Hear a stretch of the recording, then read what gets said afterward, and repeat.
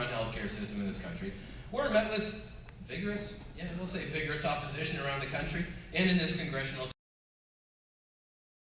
long as they saw their fellow citizens standing up at various town hall meetings expressing their concerns to their elected officials. But what will you do as a member of Congress to address health insurance reform, and what will you do to ensure that your constituents are adequately informed and consulted on this issue? We go to Dr. Paul.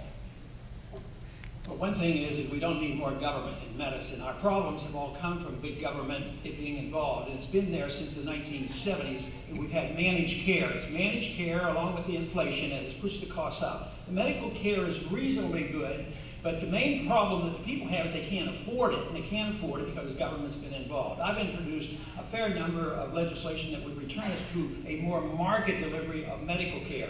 There is no reason why services can't be delivered in the marketplace just like other goods and services. And unfortunately, we make an exemption for medical care, and we think the government has a right to do this, and people claim they have a right to medical care. You have a right to your life, and you have your right to liberty, but you don't have a right to a job, or you don't have a right to your house, and you don't have a right to medical care. Yeah. But what we need to do is we need to change the tax code to make sure that individuals and small companies get the tax deduction just like big companies. We need to change the tort law. We need to legalize the sale of insurance across state lines, and there's quite a few things that we could do.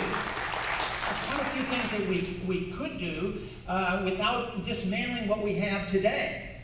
But eventually, though, it's going to be dismantled because the way we're going right now is more government involvement, and that means rationing. They are talking about rationing. If that Obamacare ever got passed, believe me, there would be rationing, and the services would just crumble, so we have to stop Obamacare, and I've worked real hard on trying to prevent that from happening.